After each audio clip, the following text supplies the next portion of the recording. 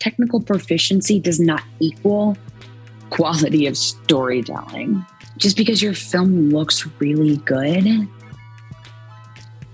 it does not mean the story is being told in a way that resonates. I will always choose story over technical proficiency. Technical proficiency is usually the last thing I evaluate. 99.9% of the time when you receive a rejection letter, it's not actually about your film as to why they're saying no.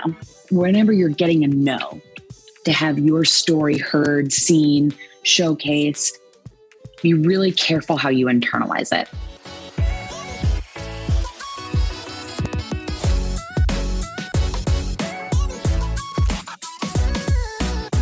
Hi, everyone. I am Bridget Wheeler, the Programming Director at Atlanta Film Society. You might know me from my years of experience, my years at Indie Memphis. I was there for about 13, 14 years in various roles, from shorts programmer to senior programmer. You also might know me from wearing onesies out in public without any shame at all with combat boots. And what I am working on currently is integrating, I've just hired 13 contract programmers, film programmers, and an additional 6 to 8 screenplay programmers as well.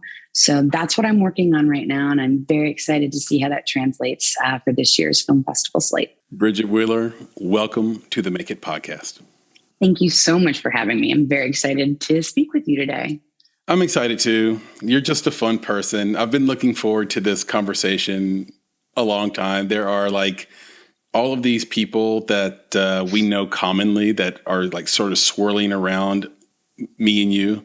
Yeah. And we just happen to have not connected up until this point, from Jason Padgett to Miriam Bell and Knox Shelton. And so all these people around us that I guess know me and know you, but now we get to know each other. And I've just heard amazing things about you. And so far, I think I'm not going to be let down. I do want to give the audience no pressure, right? Well, if you come off bad, it's probably on me, not on you. Yeah, we'll totally blame it on you. Got it. Yeah. Cool. I want to give this audience a deeper sense of who you are and where you're coming from. So we're going to read a little bit from a bio. As I always say, this is the internet. So if anything's incorrect, you can just correct me and say, hey, that's not accurate anymore. Bridget Wheeler is or has been in the indie film world, specifically the film festival world, for most of her adult life, having run the gamut from shift volunteer to the Queen Bee, a fabulous nickname earned in her early festival career. She recently served as the senior programmer for Indie Memphis, where she has called home for close to 14 years. Outside of the festival, you'll most likely find her mentoring, guiding, and encouraging the filmmakers in Memphis, Tennessee. She attributes this as her main source of drive and inspiration, both personally and professionally. Bridget has served on countless juries at festivals across the country, including the Atlanta Film Festival, where she is now, and considers each experience an honor as it allows her the opportunity to support the current and next generation storytellers.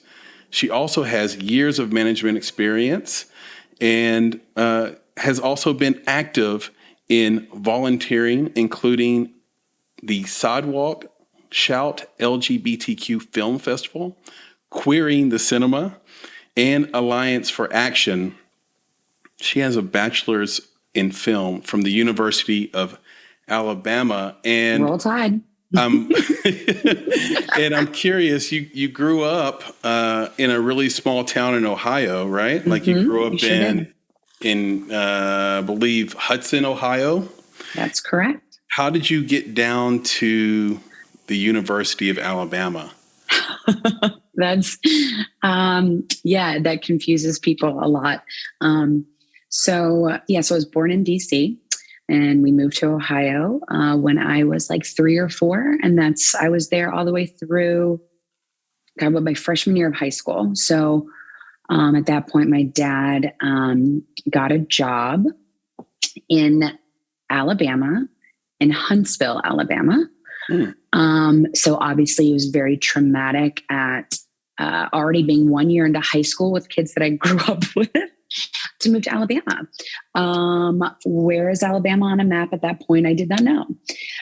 Probably speaks to education. I'm not really sure. But so we moved to Alabama, Madison, Alabama, and I finished high school there. And so in-state tuition, you can't, like, college is expensive, y'all. So I ended up at the University of Alabama, and I fell in love with football because of it. I'm a huge football fan now. So thank you for my capstone education. And then after I finished high school there, and then I went to Alabama, and then I'm sure we'll get to the next part, but then I moved to Birmingham. And because of all of that, it's really funny, as traumatic as it was to move to the South from growing up in, like, you know, just like middle America, right? I knew, I was like, I would never go any more north again. Really? Yeah, no, absolutely not. Mm-mm. I know that I'm not, like, I was not born and raised a Southern girl, but I'm very much I'm a Southern girl. That's good. I like that. Yeah. I like that. Did your dad, like, change jobs a lot? Did he move around? Does he move around the country pretty? No, this just, like, so he was in metals. So, like, he worked for, like, I don't know if this is going to ring a bell for him, but, like, a company's like Alcoa. It was like, you know, aluminum, and then Wolverine, he was at copper. So there was a certain point where he was with that company. He was at Alcoa for so long, and, like, I guess things change, you know, things change as they do in all industries. Right. And so he just kind of shifted around, and we, that's what ultimately led us to relocate in the deep South. At the time, I thought was the deep South. Right. So I think it might be, but Huntsville's very, there's a lot of really brilliant people in Huntsville because of the space program and absolutely other things there. I'm curious, is there a moment in that process? Maybe it was in Ohio, maybe it was in Alabama after the move, but, you know, is there a moment that you can remember that you knew you wanted to live a life in film? So yes and no. So it's like, you know, obviously when I reflect back, I can pinpoint it far sooner. So for me, it's like, for a long time, I always pinpointed it to, because I was really involved in theater in high school. Okay. I loved theater. And for anybody who knows me, that totally tracks. Like, my personality is one it's always big, and I don't have any shame, and I feel like I'm constantly performing, but I'm performing as myself, right? It's not performative, but that's just my personality. That's how I show up. And so theater was a great outlet. So I always thought I wanted to do that. Right. My parents were like stage performance. Stage performance, right? My parents were like, that's cute. So no, you're not going to go to school and study that, because that's not going to get you anywhere. You're going to be waiting tables the rest of your life. And I was like, okay, cool, crushing my hopes and dreams. No offense to all the waitresses listening. No. Look, I love waiting tables. I have gone back many times throughout my adult life to wait tables. And because, again, this personality, man, waiting tables, it's hard, but, like, man, when you're good at it, you're good at it. Shout out to all the industry people. It's true. I've always said that every person should wait tables. Yeah. I don't care what industry you're in. Wait a fucking table. Wait a table, because it teaches you something really interesting about service. And it teaches you about yourself. Yeah. Quite a bit. Anyway, sidebar. So yeah. Go ahead. So I always thought that in my freshman year, I watched Memento for the first time. Yes. And that just, like, the storytelling, like, that just, like, like, suddenly everything, like, my mind just opened to, like, oh my gosh, it's like I knew it before, but I was, like, so acutely aware of, like, the potential, like, how much was out there in terms of storytelling. And it's okay. Like, to me, it was like, for what, like, storytelling, I want to be in this. I want to act, right? I want to tell stories, right?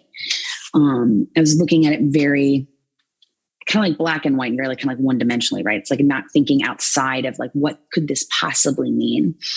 And so it was after seeing that film that I marched into my counselor's office the next day and declared film as my major. I was like, I don't know what I want to do in film. No idea, but I want to do this. Like, the end, like, I understand, like, you understand, like, you watch a film, it's like, there's so much that went into that, like what you see, like what the audience sees, like all the stuff happening behind it. Like, that's the kind of story to, like, figuring that out. Like, I'll find my way from there, but making that decision. But then when you think like now it's like, what, I'm 37 years old. And I think back, I always tell a part of my story, like, they're like, when did you know that you were gay? Like, when did you know? So when was the earliest? I was like, well, my favorite films growing up, like literally my favorite film at like, I don't know, 5 was like Beaches and Fried Green Tomatoes. Like I really it's very specific. Okay. The strong female dynamics, like, oh God, I really loved it. Yeah. So it's like, yes, I knew that young, like that's why I was gay, but it's like, I'm separating. That's like, but that's also part of my story and where my love of film is, like watching those films when I was little. I was like, yes, both can be true. They're both very much a part of shaping and molding me. So it's like just something that's always been there. Right.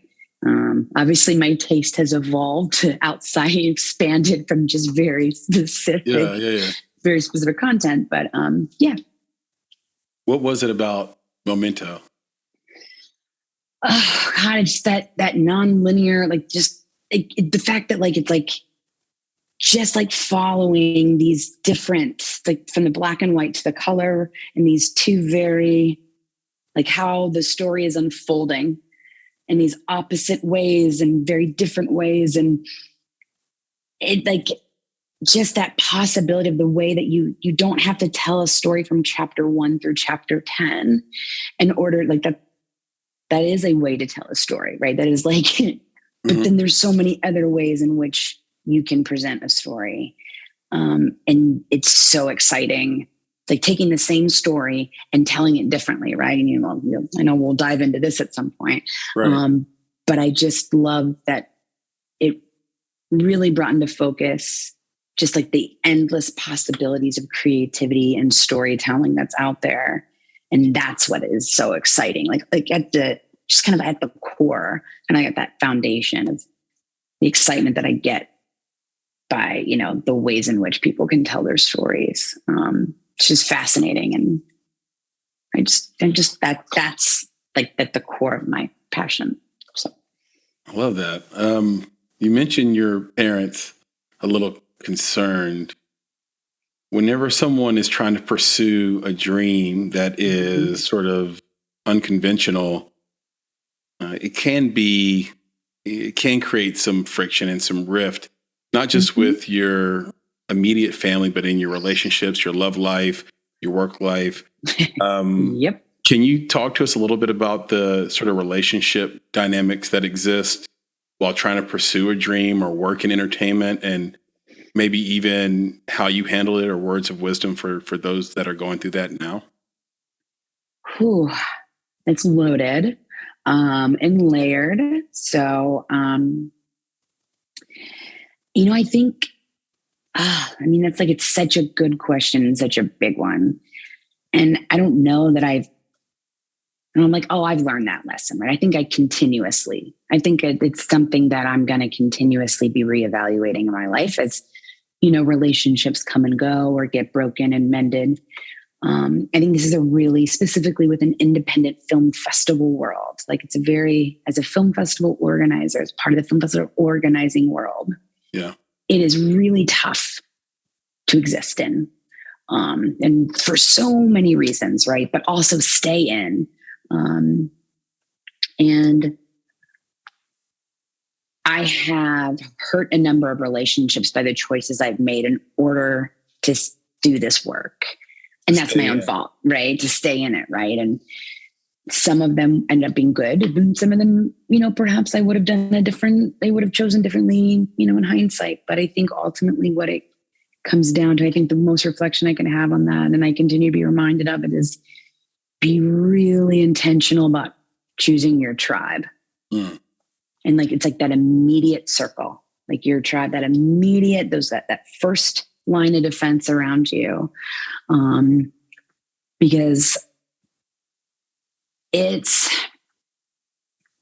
not going to be the ones that are going to allow you to continue to make poor choices, right? Because we all, like, when you have something you're so passionate about, like, you're just so thirsty and driven to like just stay in it and do it. And, that can get into the personal, professional balance, that personal life, professional life balance, which for a long time I had absolutely none of. And I almost wore that as like a badge of honor, like sense of pride. Like, it's not cool. Like, that's not a cool thing. Like, it's not cool to not have balance. And I've only actually really understood that in the past few years. Right. Like there's not my work and what I do and my passion for it is not the only thing to know about me.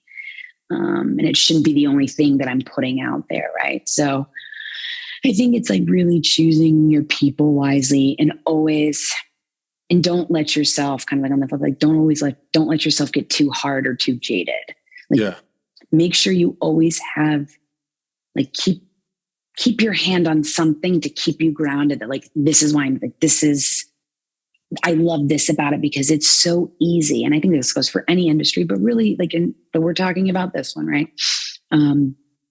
It is really easy to get overwhelmed and distracted with all of the negative stuff that also goes along with this work and in this industry. And I think we've seen that like really specifically with, the strike and things like the working conditions. And there's so much out there to be really concerned about. But I think just always reminding yourself why you're doing the work and knowing that you're doing it for the right reasons, right?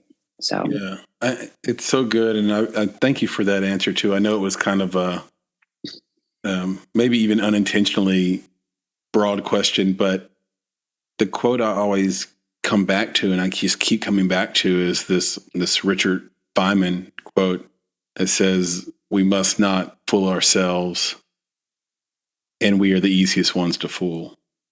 So I just always come back to that and say, am I fooling myself about my current reality as a means to give myself an excuse to continue some action, some behavior, some whatever, because I can delude myself and make it real. The best person, the easiest person that I can lie to is me. Exactly. This is a great segue into my next question, because you did something pretty cool earlier this year, I believe. And I was curious, how are you doing with your promise to overcome imposter syndrome? Right off, man. So I love and hate that you brought this up. Oh, man. Well, it's one of those questions that touched so close to home, I had to ask. It's interesting because it's like it ebbs and flows. Like it's just, there are days where you're just like, I got this and I can keep it at bay because it's always there. It's always right under the surface. It never, ever, ever goes away, ever. And I've obviously learned over the years how to do certain things, certain practices, right? And I think that like, it kind of goes back to kind of what I was saying in the last question of like, being really intentional about choosing your tribe. And so I have one of my closest friends, and I just had two different, like right before we got on, I just had a phone date with two people in my tribe. And right before that, another person in my tribe. So, and what was consistent in both calls, and it's like, again, what I needed going into tonight talking to you. I'm like, why does he want to talk to me? Like, I know I've seen the people he's spoken to. I'm well aware, right? I'm going, what?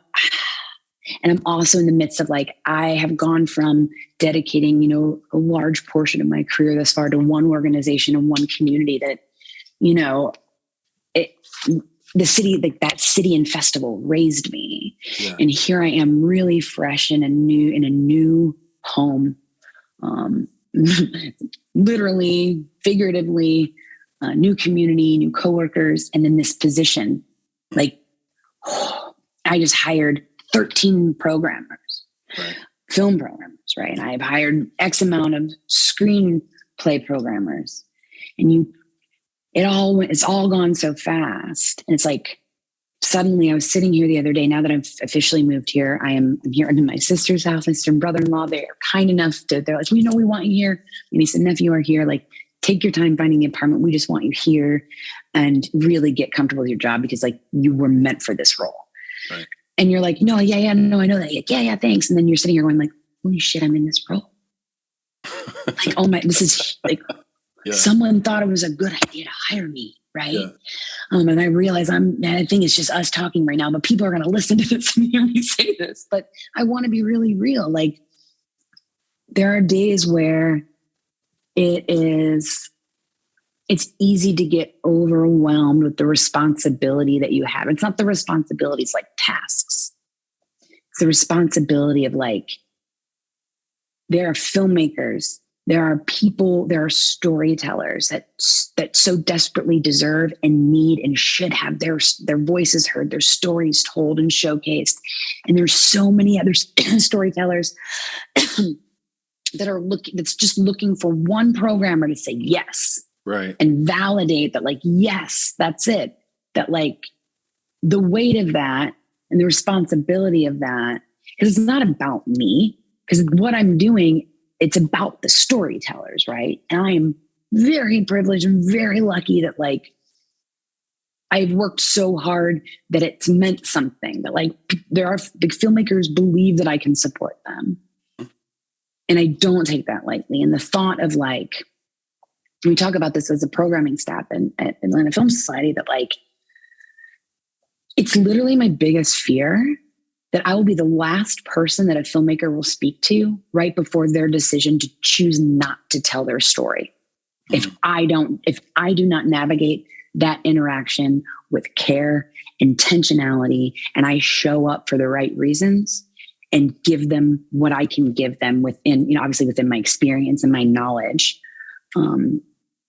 That's a really big, but if you get stuck there too long, it's like, who said I could do that? Like, oh my God, like, that's like, who gave me this responsibility? Yeah. But they're like, it's like, it's all of that. It's like, I just so desperately like the fact that like the trust that people will show me and have shown me like each and every time, it's like a moment of like, okay, you can kind of put the imposter syndrome, like maybe it was helpful. And like, you're telling me it was helpful. Okay, great. I'm glad that I could be helpful. And it's an honor to be allowed to be a part of each filmmaker's experience, right? Because it's up to them. Mm-hmm. And I don't believe that like I've got some sort of knowledge that no one has, or I'm some sort of like, I'm not some expert, but I do have experience that can be helped. I like, here's my experience. Do as you wish, right? Like do as you like, pick through it, do what's best for you. But you want information from me. I'm going to give you the information that I have. And I never want it to be in a way that's like, I'm just the subject matter expert, right? But we're in this together. We cannot exist without one another. So yeah, I think it's like, it's a lot, but like, it's like that whole, I just never want to be the reason why someone doesn't tell their story. Right. Right. No. I just don't, the thought of that is really hard to grasp. Yeah. I think that I'm in this position too sometimes, and I wonder where it crops up from. Like what is the foundational root of imposter syndrome? Mm. And is it that I'm afraid that someone is going to ask me a question, I don't know the answer, mm-hmm. but based on something I've said in the past, it's unacceptable that I don't know the answer. Mm-hmm. And then I start mm-hmm. to get nervous. Like, oh, wait a second. Yeah. And my personality is, because I'm just a reader and just a researcher in general.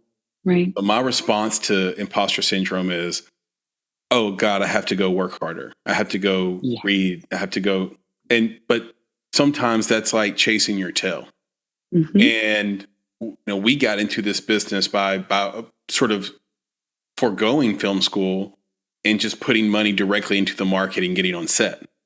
Mm-hmm. And so there is this tug of war in my own heart, my own mind, between what I can learn from a book really fast and dirty, mm-hmm. and what I can learn from like just going out and breaking down a script with a writer fast and dirty at a coffee shop. Right. Like there's what's hands-on and there's like trivia night. Right. Like, who is the cinematographer for X, Y? And like, oh God. I know. It's like, everyone's like, Bridget. And I'm like, oh, you don't know that? You don't know that? How could you not know that? I don't know. They're in film. Don't you know like everything there is to know about film? Like, get your fucking judgment out of here. God dang. Right. So it gets hard. So I guess the answer for you is it's a work in progress for you to overcome your imposter syndrome. And honestly, like, I'll be honest with you, like if you get to a point and I just believe this to be true. It's not like an absolute necessarily. And I think it's more complicated than how I'm just like, I'm not trying to oversimplify it, but I think that like, if you've noticed that it's been like a year since you've like had a moment of like, oh God, can I do this? Or questioning your ability, like, I feel like you should dig a little deeper, you know? I just dig a little deeper because I feel like at a certain point you can run into that level of arrogance. Like, I have nothing left to learn. Yeah. And I'm really, it's all like, to me, it's like, I constantly like reiterating to people, to filmmakers, to my programmers, like, just because I'm in this position, right, that comes with a lot of assumptions about me, right, and my knowledge or my like what I bring to the table. Okay, it's like, it's just like, you always have to know, like, in any situation, no matter how much further, like how much, like 10 years down the road, 15, 20, like another 30 under your belt of experience, you should never be in a position where you have nothing left to learn. Yeah. Because then you count on extremes to get you excited. And you don't, that can be a crazy road. You mentioned Atlanta Film Society a few times. What's the experience been like? I know are we like 2 months in, 1 month in? What's this been like? How are they? First of all, what an incredible team. I mean, already my family. Now, granted, I have known Chris Escobar for a long, long time, personally, professionally. He is someone I have long admired, again, both as a friend and whom he is like in this industry and as, you know, a colleague. So to work for him already is like, holy cow. And the staff, like, and I've known some of the people on staff just from, because, you know, being in the Southern Regional Film Festival circuit, you just know each other, right? And sometimes you meet each other, whether it's Art House Convergence or, you know, other festivals, because we all go to each other's festivals or whatnot. And then those who I don't, like, I still have not met my programming team in person yet. Wow. I will on Tuesday night, and I'm so excited. Yeah. Because I'm freshly here.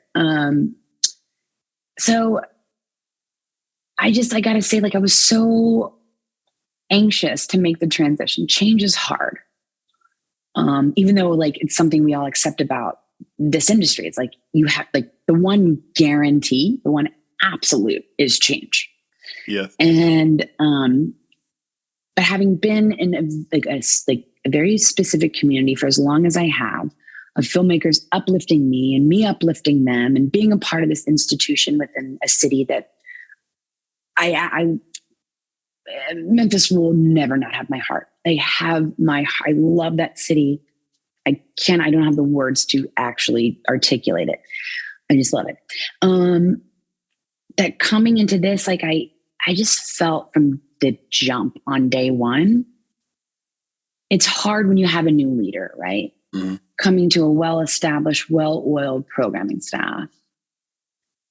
And the previous programming director, Alyssa Armand, is someone I've known for years, who I deeply respect and admire. And I have been in awe of watching her career in Atlanta. I've been a fan. I've been a supporter. So it was like, oh my God, like I have to fill Alyssa's shoes. Yeah. Like, get the fuck out of here. Like, what? No pressure. But the way that the staff on day one, we had a meeting at the end of that Monday. It was the first time they were meeting me. And within the first 5 minutes, I'm like, these are my people. Yeah. Like, these are my people. And it's like, I don't know what it was specifically. It was an energy. And like to be able to have that connection and via Zoom, like we all know that level of like, we're feeling disconnected because everything's virtual, yada, yada. Right. I didn't feel that. And that from day one, that validation was like, that was all I needed to know, that like, I made the right, it was a hard choice and it was a complicated choice, but it was absolutely the right choice. Yeah. Energy is a funny thing. We know very little about it and a lot about it, but we don't in some ways, but very little about how human energy interacts and how it's possible through the web, through the internet, through a Zoom call. And my theory, this is like pseudo theory, is that everyone talks with a particular tone, and we know from music that a tone is a vibration and a speed. Yeah. So we catch that even through a Zoom call, where it's like, oh, that person is vibrating at a plane that's complementary to mine. Yes. And I have had experiences with colleagues where we were never in the same vibration, right? Yeah. Yeah.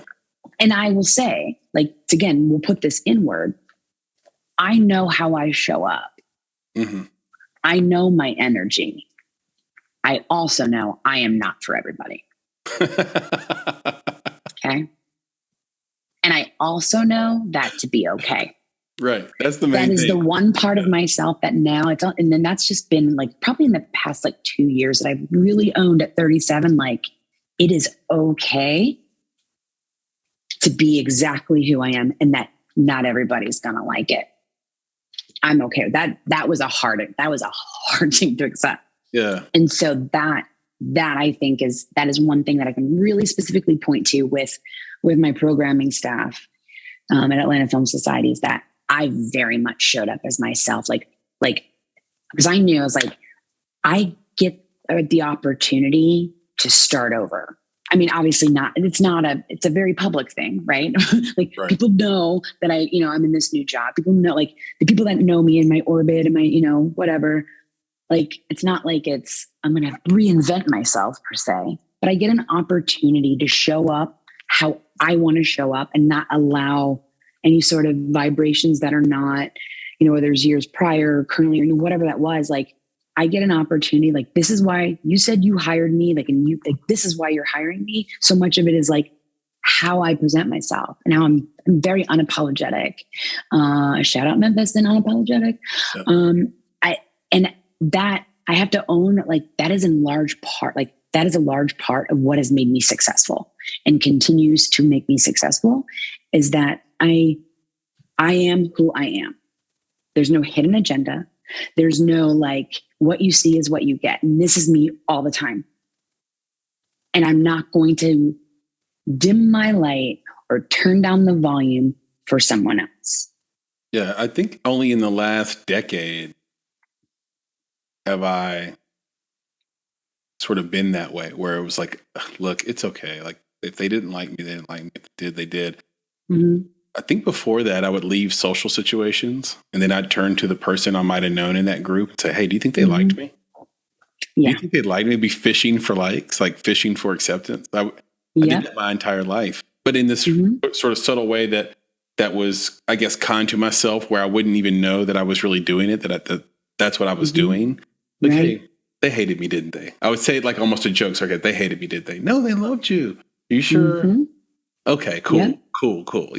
But now it's like, I don't think you can't allow. I think I ride in on the same horse now. It's like, it is what it is. And it's like, it's okay to be in a room with people and be like I'm the type of person that's like, again, like, I have no poker face. Like literally, I do not have I'm writing that note down so that if we go to Vegas together, won't happen. Poker face. I have no secrets. Yeah. This can also be repurposed on thanks to therapy. I'm working on boundaries because I've lived a majority of my life without any.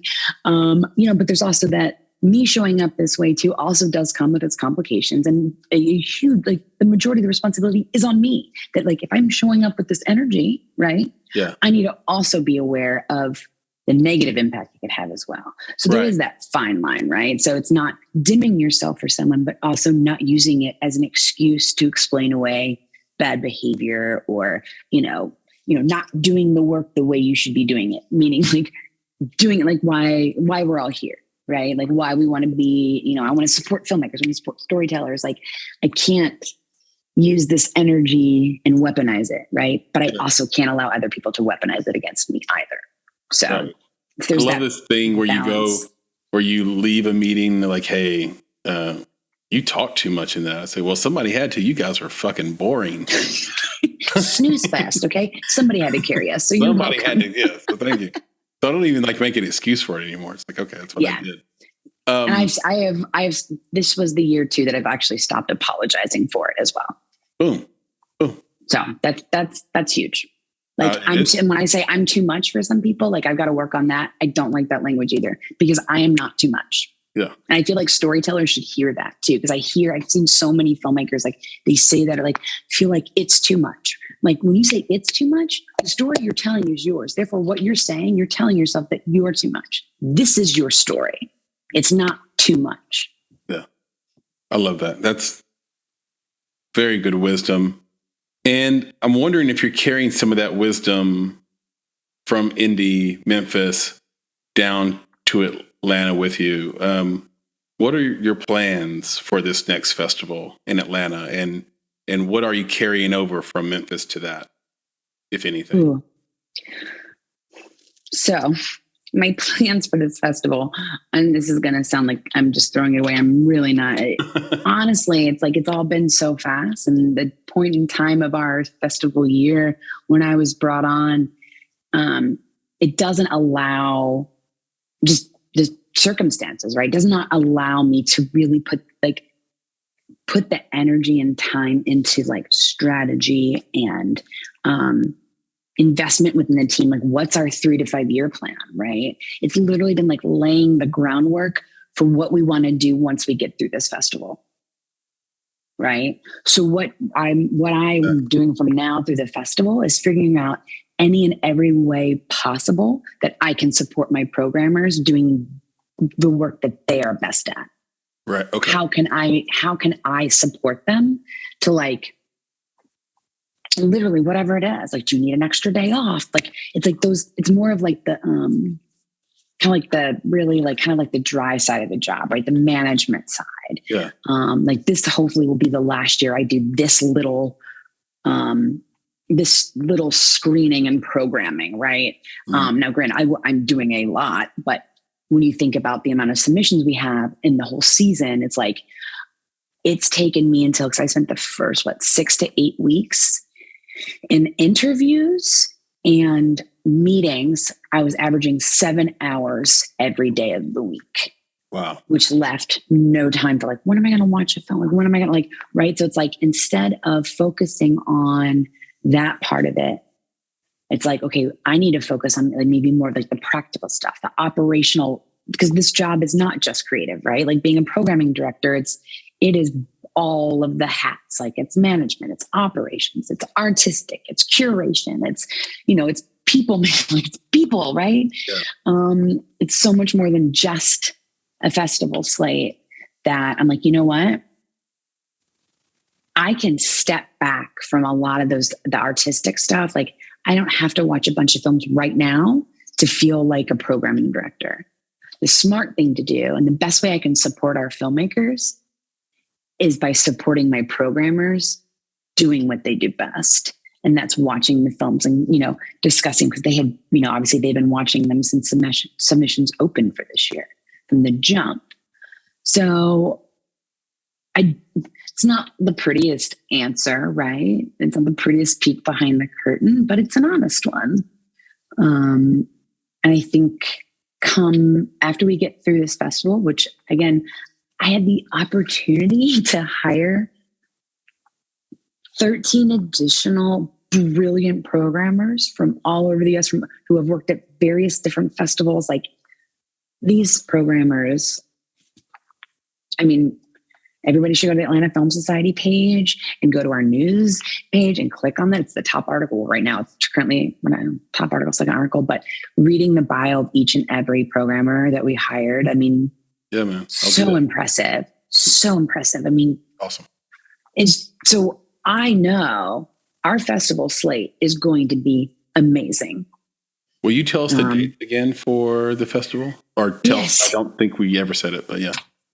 So it's April 22nd through May 1st. Good. And let me just verify that really quickly, because what we'll do is we'll put the dates in the show notes, and so everybody. Okay, great, and hopefully we'll edit that part out where I'm like, hey, let me double check. Yeah, and we'll link to it. I am curious though. Is there this process of sort of stepping back and doing more delegation, more operation? I totally get that. It's my daily life. Is that a programming advantage or is that a limitation? Are there any limitations built into the Atlanta Film Society that you didn't have in Memphis? Honestly, I feel like I have so much support and so much trust, starting with the top, right? Starting with our executive director and Chris, that like I have yet to identify anything that's like a real clear limitation to what I'm allowed, whatever, what I can do in this role. So I think the limitations are the ones that I put on myself, or the ones that just circumstances do. Like I said, the timeline, right? You know, when I got hired, and then spending the first 6 to 8 weeks, hiring amazing, brilliant people to help us to create what I know will be one of the best slates we've had in Atlanta Film Society history. And so no, I think that like this is a part of being in this position and just being a programmer, because even it's not just limited to programming directors, artistic directors, creative directors, and sort of roles out there like that within our industry. I think it's because I've been a senior programmer and shorts programmer, there's so much admin stuff. There's a lot of operational stuff. It's not just as simple as watching a film and saying yes or no and deciding, is this good or bad? Right. Is that a part of it? Yeah, obviously. But it's like, in order to make that decision, there's all this other stuff that affects that. Yeah. So, and I love that part of it, because at Indie Memphis, I have always, in my entire time there, have been in operations, like specifically operations. Right. And for a long time, I was senior programmer and director of operations.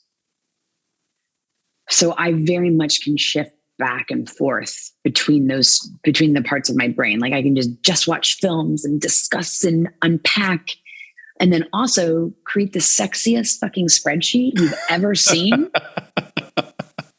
to organize like 12 different venues. And, all of that is still programming. At last year's Indie Memphis Film Festival, one of the panel discussions, and you could tell me if you programmed for this or not, was a conversation about the role of intimacy coordinators on set. Mm-hmm. We've done over 100 interviews on this podcast, and we haven't talked much about an intimacy coordinator or what intimacy coordinators do. What is the role of an intimacy? I can't speak coordinator, and how has that been complicated, I guess, by the pandemic? So I do not believe I am qualified to give a really solid answer to that. But here's what I can offer instead about that. All right.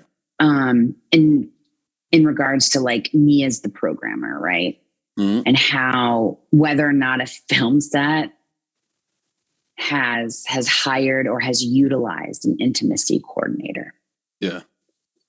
So I believe one of the reasons that inspired that panel, the choice to do that panel, I mean, many, many things, but there was one film specifically. I mean, there was many films. Kayla and I very much had that conversation often and over again about films.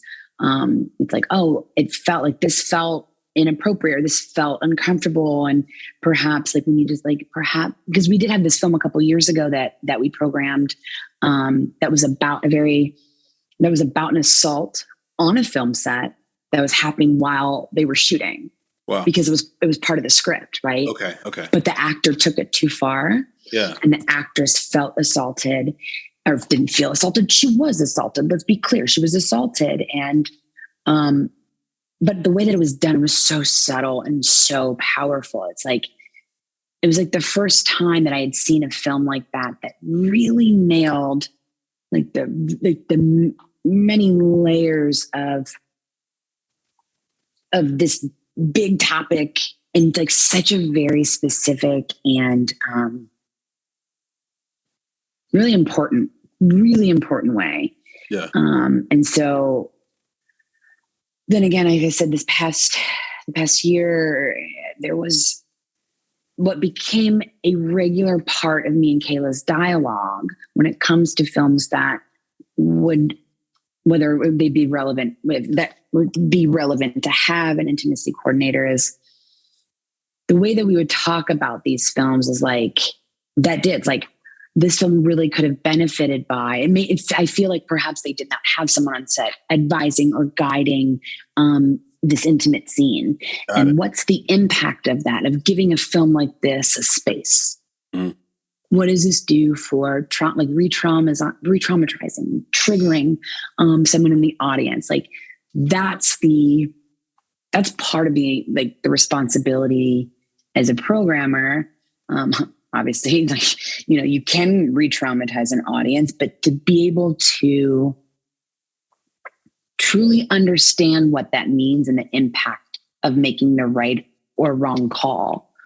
And this is like a very specific example. Like, and then I guess, and also in contrast, there was a film that like Kayla and I just were like, it is very clear that they were responsible on set. There was somebody there guiding them through that scene because it was very hard. That scene could have been done incorrectly, could not have been advised, and it could have been seriously traumatic to watch it, right? And not handling a very serious subject with the care that it absolutely needs. And this film was tough to watch, but again, part of what made it so successful is that when we read more about the film, the filmmakers talked a lot about in their statement the importance of hiring an intimacy coordinator to make sure the filmmaker was telling her own story.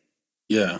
But it's still, you still have a responsibility with, you still have that response. It's your story, but there's still a responsibility, right? And so reading what the filmmaker was saying about the importance of intimacy coordinator and part of her way of dealing with her particular trauma, her specific experience, and creating this film and being open about it is also introducing into that conversation and being very loud and outspoken about that should be a standard practice on film sets. And this needs to be a larger part of the conversation when we talk about trauma and we talk about these experiences. It's like that power you wield as a filmmaker. And yeah, it's like understanding that you have a great degree of power and how are you going to wield it? Yeah. And, we did a movie called Adult Interference, which is a comedy, but it has some intense scenes because our protagonist is an alcoholic. And I remember we screened it at NAF, Nashville Film Festival, and it just did really great there. And one of the women ran out in the audience and left the theater in tears. And we, and the producers, me and my partner, Nick, we ran and chased her and said, "Hey, what's going on? What's wrong? What's like," what? She goes, "It was just too real." It was a scene where our protagonist was being particularly physical and yelling at a kid. Yeah. And so that woman had suffered through alcoholism herself. And some of those comments that he made that were so insensitive and so incendiary were sort of like, I guess, things maybe she had experienced in her own life or had done herself. So sure. Thank you for the explanation. That is, that brings it.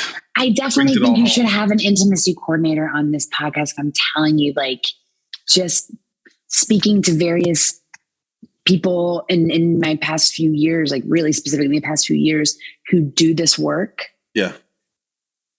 It needs so much more attention. And I think it is getting more attention. It has been, but like really like ongoing, the work they do is so important. So important. I'm writing that down right now. We'll investigate. I will have some suggestions for you. Oh yeah, send them our way ASAP. Absolutely.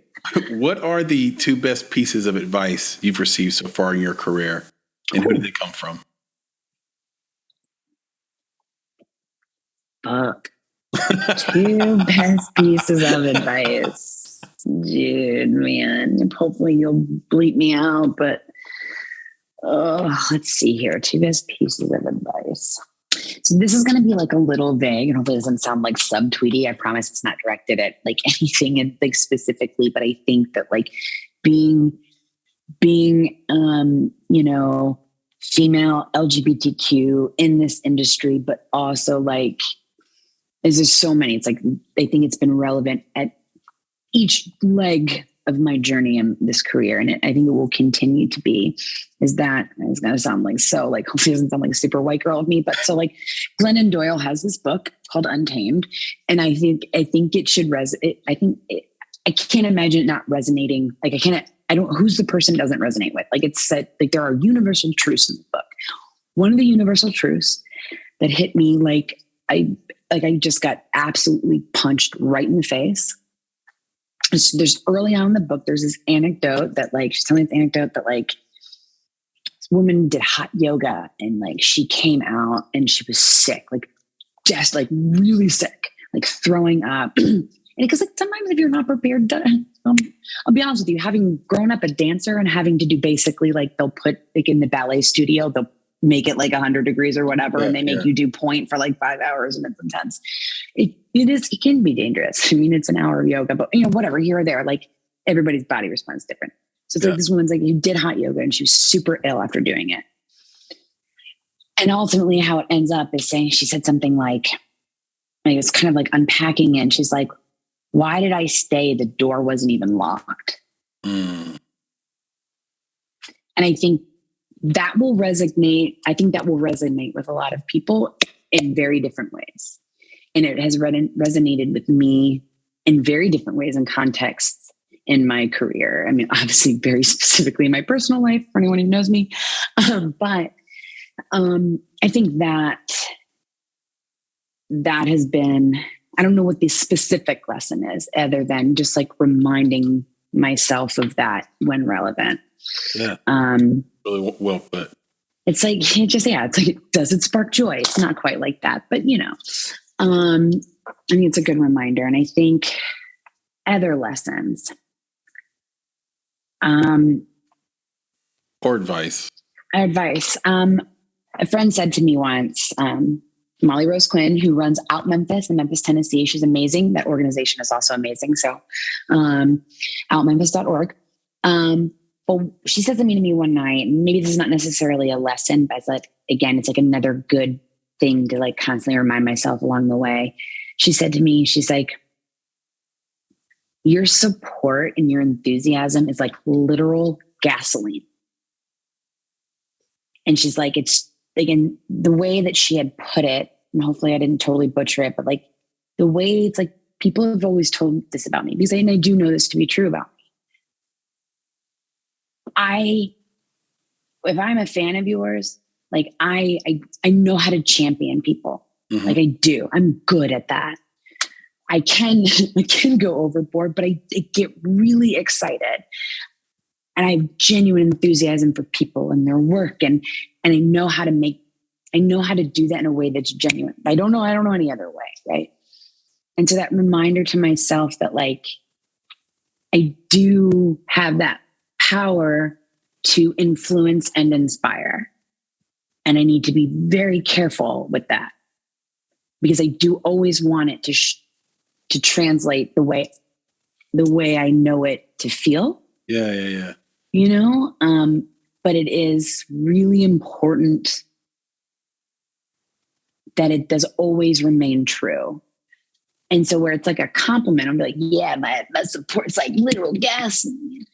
But it was like very obviously very flattering, and it is true, but it can also be negative if I am not always constantly aware of what I'm doing, how I'm doing it, and who I'm doing it for, which should never be me. Right. Because gasoline's a double-edged sword. Gasoline. Exactly. So maybe that is the lesson, or burn down a house. That is the lesson. The moment I'm doing this work and I'm making a decision in my best interest, I need to get out of this world. I need to go because it's not about me.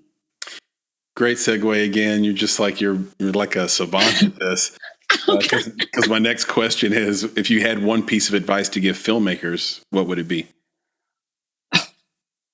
One? Yeah. If you just had to pick one. Okay.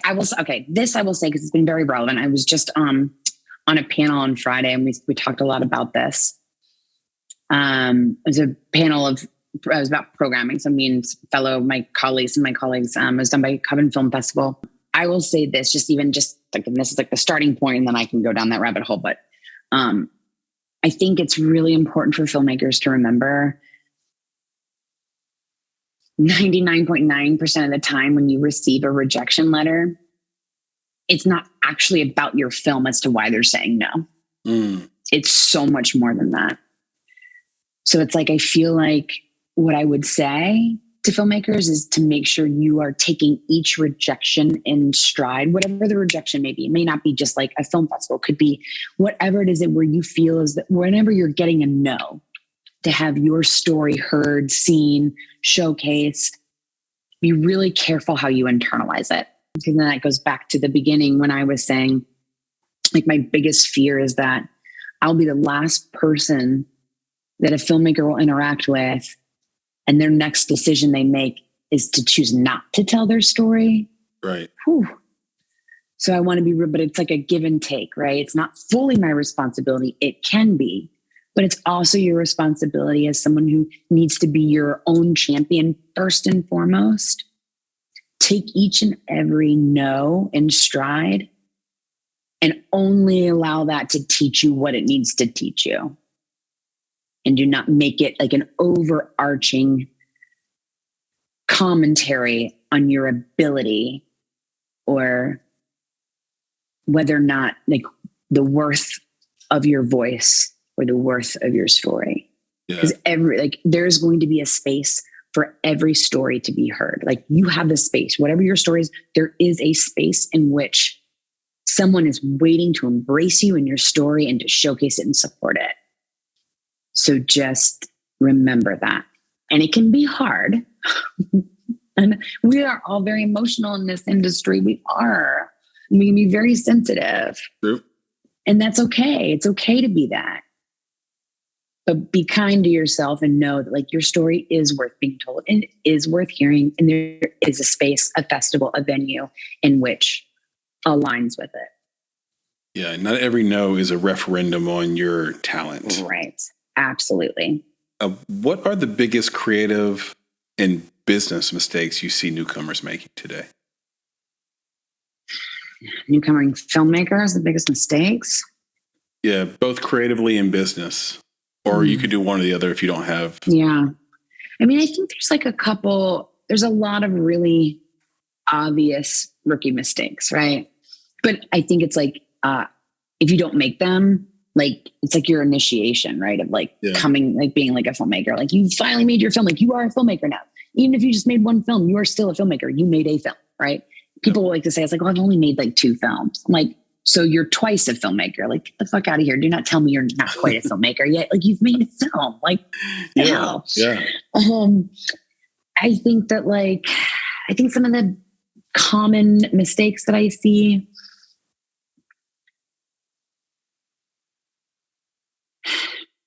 just because visually it's solid and it looks beautiful, just good visual, like technical proficiency does not equal quality of storytelling. Right. And it's hard to articulate that because, again, it's also subjective, but just because your film looks really good, it does not mean the story is being told in a way that resonates or makes, like, it's like those two, they have to be together. Right. And I will tell you this, I will always choose story over technical proficiency. Technical proficiency is usually the last thing I evaluate. Interesting. Yeah. It just is. Because to me, it's like, I have programmed work that I have had filmmakers or audience members being like, what are you trying to say here? Like, so, bad sound is like, and it's like, no, like you're missing it. Like you're starting to now separate out the components and compartmentalize them here. What's here is an incredible storyteller that like what they need is the opportunity to have their work on the big screen so they can see themselves. Yeah, they can reflect and be like, I could have shot that. I could have lit that better. That's not my responsibility. But that story there, the potential in this person, it's not always just about that film. It's about maybe the second film or the third film or their 10th film. Like, right. There is so much promise there that, like, again, it's like kind of common themes here. Like with the programmers, someone's just looking to say yes. Like they're just looking for someone to say yes. Right. Right. Or it's one of those things where they just need budget and executors. Exactly. And it's like part of our role is we say we're here to support filmmakers. Like, it's not just, I'm just here to support the good ones, the ones that have been doing this a long time. Like, no. Yeah. Honestly, like, I am here for the first time ones. Those are the filmmakers I want. Come here. I want to play your work. Yeah. Like being able to provide that, that's the hardest space to be in for a filmmaker, right? Yeah. Like that first one or that second one, like, how do you, like, again, everybody is just looking for someone to say yes. And that I have that responsibility. So it's like, come on. That's right. And I have this trick that I tell people about how to watch an independent film, especially like a true indie, not like a pseudo indie that came from A24, but like a true indie is like, watch the movie. Small budget of $5 million. Yeah. Watch the movie and then insert, let's say, widely known actors into the roles of the people you just saw, and then imagine that in your mind's eye how it would have played out. And if you think there's a good movie there, then you just saw a really good independent film. Yeah. And that's kind of how you do it. Because if you can picture that film playing to a larger audience, having bigger budget, maybe getting some better performances, then you were like, oh, that actually was a great story. And how do you expect if you put those people in and they don't, and the story doesn't jive, then you just saw a bad story, and that's okay too. But yeah, and it's so funny to me that there's an expectation. Like there's been this like ingrained expectations, and we've been trained to think that like you walk into a theater and what you expect to see are this like these. It's like this checklist, right? Mm-hmm. How do you? It's like redefining that. Like we're in a position to redefine it. Like what does quality mean, right? Yeah. We get to constantly reevaluate that, or you should always be reevaluating. What does quality actually mean? What does a good story actually mean? And it's not, to me, it's like we're making a lot of incorrect assumptions and drawing lines that don't necessarily need to be drawn. Like, so it's reframing that, right? And it's like, how do you think like these like big filmmakers that we all know and like, how do you think they got to the point where they're getting offered like 80 billion freaking dollars to make a fucking, another whatever movie, right? I'm not going to call it any movie specifically. I want to be very careful. It's like, how do you think a filmmaker can just get there? I mean, there are very complicated and very obvious and problematic reasons why certain filmmakers have gotten to where they are and continue to get those opportunities. So these other filmmakers, right? Mm-hmm.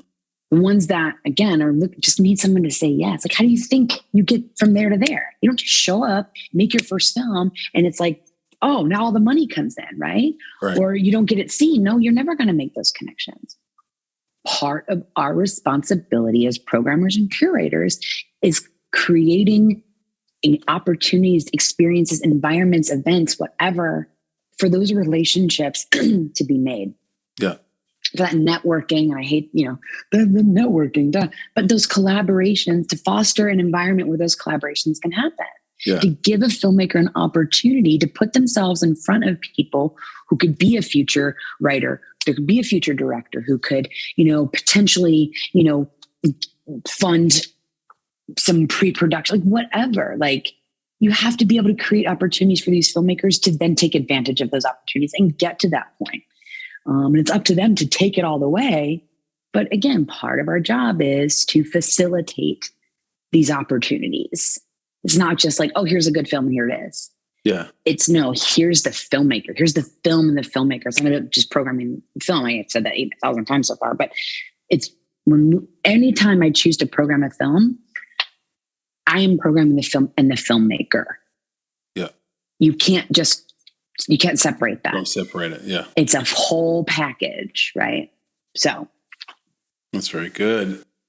You have been so generous with your time, Bree, and I only have a few more questions and we'll get you out of here. Sure. But I wanted to ask you if you didn't mind telling us about this open letter that you wrote to your dad. It was really floored me. I was wondering if you would describe it and share what that was all about. Oh my God. How did you find this? That's so funny. Did I say what it said? Yeah. I very much remember. I wake up this AM feeling tired yet happy that I spent quality time with the middle child and baby girl plus Denny, JB, and Nick this past weekend. I am also looking forward to spending time with Ronnie, and Jack next week. Life is good. Do you remember what I'm talking about now? Yeah, long. Oh my God. I also woke up to the continued realization that we have a dangerous fool in the White House that is dictating direction for our country that I can't accept.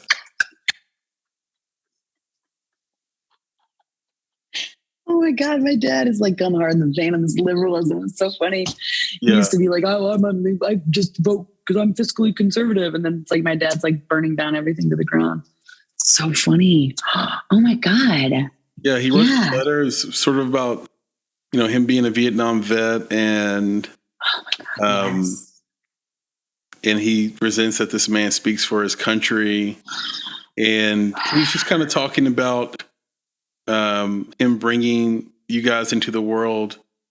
They didn't bring you into the world to accept norms and to be prejudiced against those of color, those of different religions, nor tell them who to love. We raised you in a way that you would have the opportunity to grow into strong, independent, intelligent women. I thought it was a great letter. Yeah. I totally let me just fucking marinate in my privilege for a minute. I have the most supportive and loving parents. It sounds like it. It's easy to stop reminding yourself of that because it's just normal. That's my normal. Mm-hmm. That is very rare.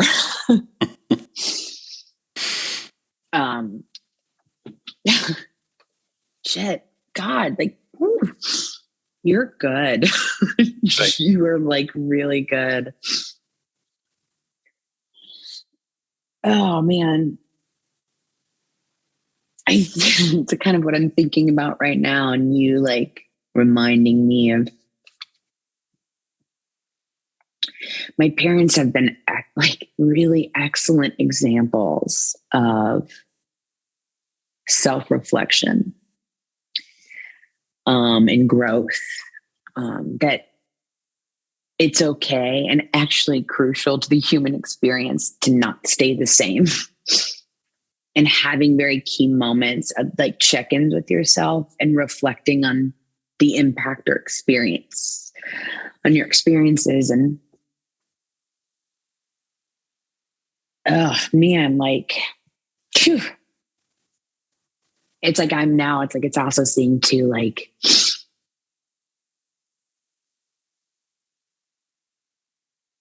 I have really been set up for, and it's my responsibility to see this through, right? And show up like this. But I very much understand in a way in this moment that I haven't quite been able to articulate that I was given a framework to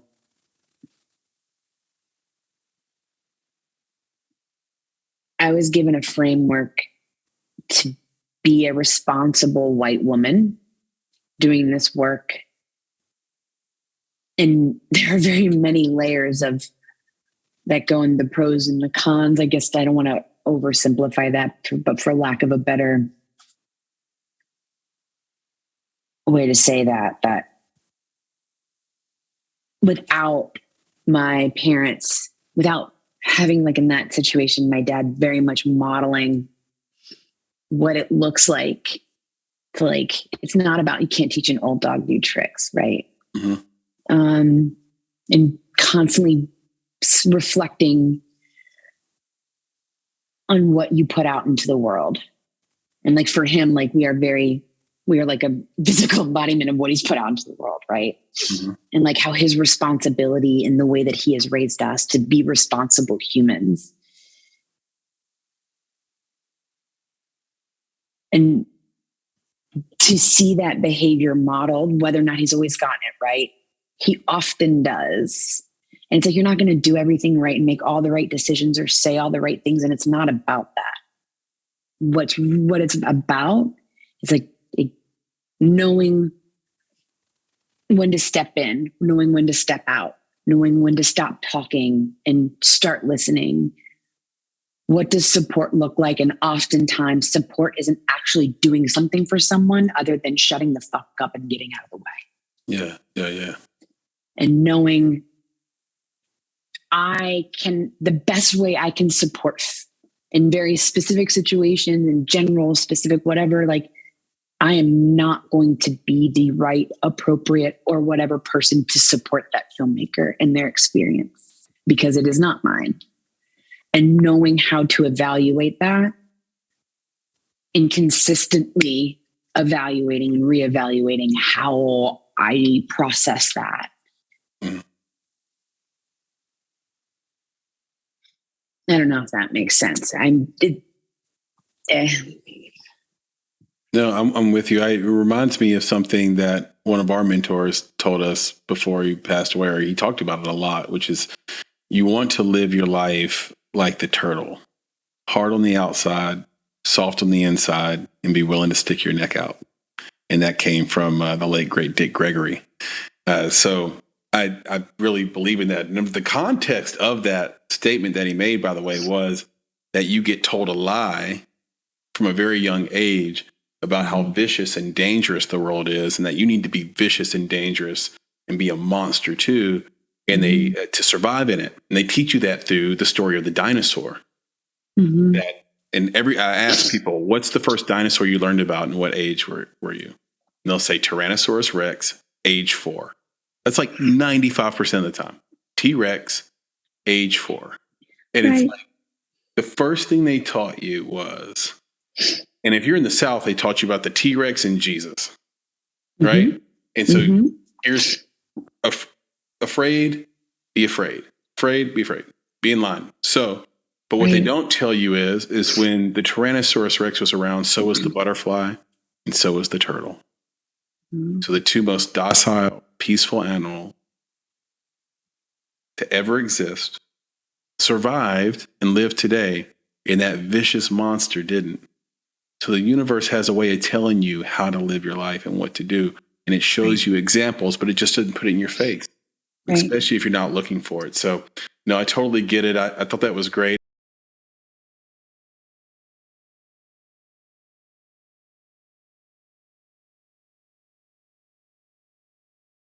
We've talked a lot about independent filmmakers and how to advocate for them, but I'm wondering if you're going to advocate for yourself in the film world at some point. Is there a Bree documentary or feature film coming?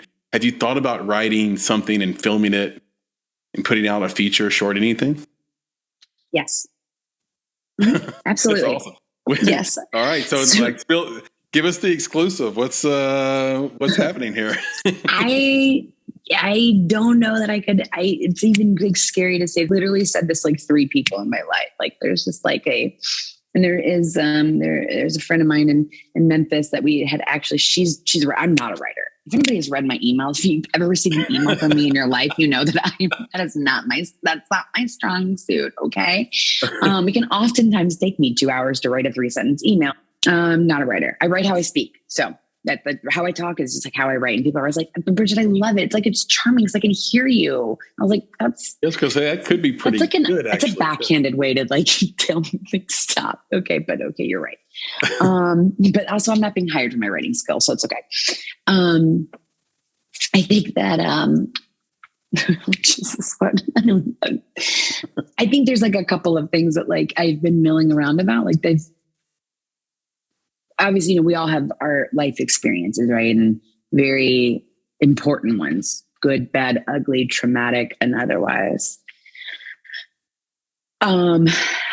Yeah, I think that there's something to be said for, and especially in the past few months, I have done some writing exercises, like unintentionally, like not realizing that's what I was doing, but, you know, upon reflecting, hashtag therapy is for everybody. Okay. Yeah. Very important.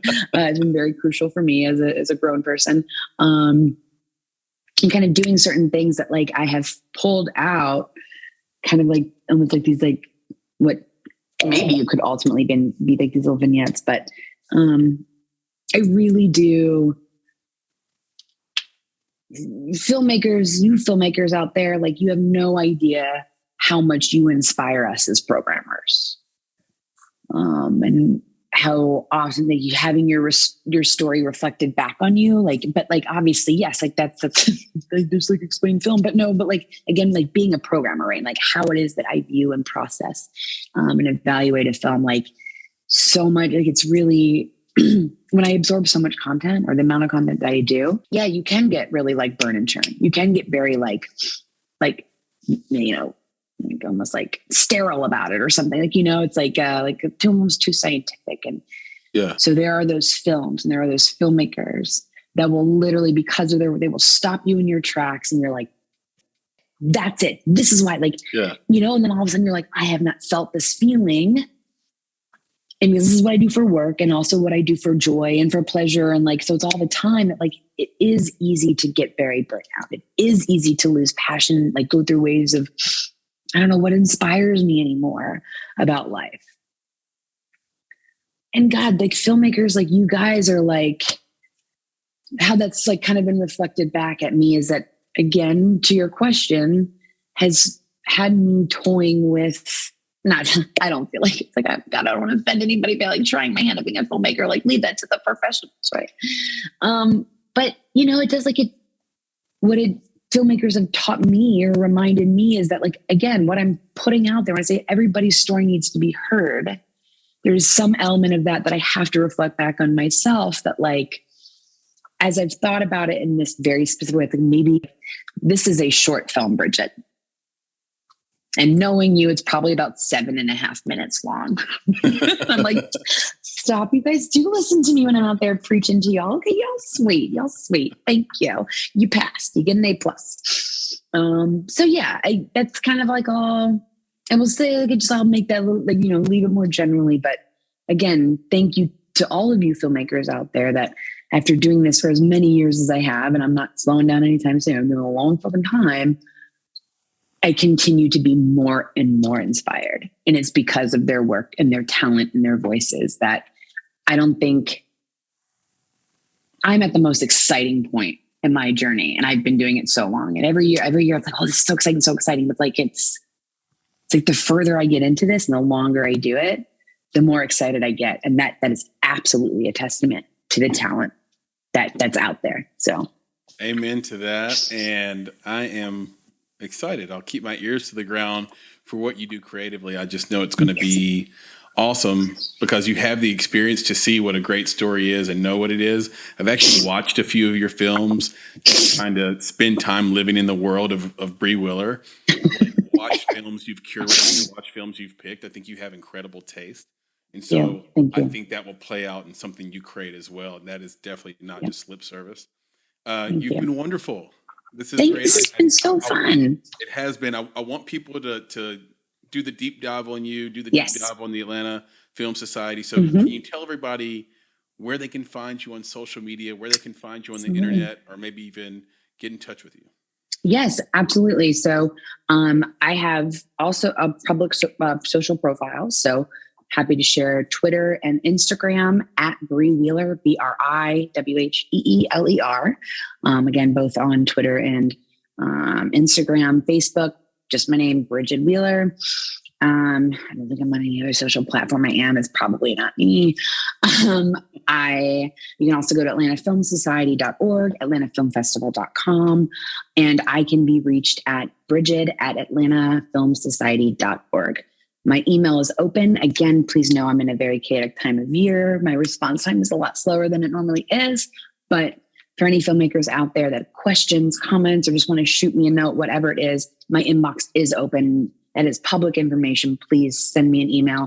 Tell me you loved what I said about, today on this podcast, or that you hated it. Like, I love it. Come talk to me, slide into my inbox, guys. I welcome it. You have my permission and consent to slide into my inbox. That is so generous. And just for those listening out there, her name, Bree's first name is spelled BRIGHID. So yes. BRIGHID. Mm-hmm. And I don't want someone with the other spelling of Bridget to get a bunch of emails and they're like, what is going on? Like, all the time. No one ever gets my name right the first time. So it's like the very few times when people read my name, they're like, Bridget. And I was like, you want to marry me? Marry me. That was hot. It was super hot. Thank you. My entire brigade. I'm like, oh, really? Exactly. So, go to all the socials, go to all the websites. You can look her up, find it. It's going to be great. And look, we'll end on this. There's this wonderful quote: grief is living two lives at once. And in the spirit of that, I thought you'd be the perfect person to ask for words of wisdom to any LGBTQ artists, filmmakers that are concerned, especially here in the South, about putting that in the front row, so to speak, or coming out in general. You're going to make me cry again. It's again to acknowledge. I feel like I can't say anything without first acknowledging again, my experience as an LGBTQ individual has been very positive and very rare. I believe that, because again, you should do this. It's really easy to do that coming from this place of very significant privilege. So I think that what I can say, again, find your tribe, right? Find your tribe. And part of your tribe, you can have a professional tribe. Know who the queer programmers are. If you want to, coming into film or, being in this world. And if you find yourself in an unfortunate and unsafe space, like based on your region, your city, and whatever it is, really know who those queer people are. There is something to be said. Having allies is so important. But shared experiences to validate this, like what you have to silence such a significant part of yourself. Just find those people because they are there. No matter how weird or queer you are, you have a tribe.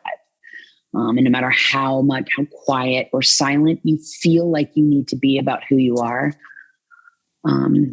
know there are people out there wanting to see you. That's perfect. And thank you so much for that answer. And I know you're one of those people too. So for those listening, if you fall into that category, yes. If you don't, go reach out to Bree. She is the best of the best. I'm looking forward to seeing you down in April. Hopefully. Yes. I'm pretty certain I'm going to be at this film festival. So please. Feels like a 95% kind of thing, At all. It would be an honor. It would be an honor to host you. So please. We're going to do it. All right. It's a date. It's a date. And we had so much to cover. I'm sure we can do a round two at some time in the future as well. Absolutely. And as I was told by many people, you're going to love Bree, and they were right. So thank you so much. Thank you so much. It was so much fun. Thank you again.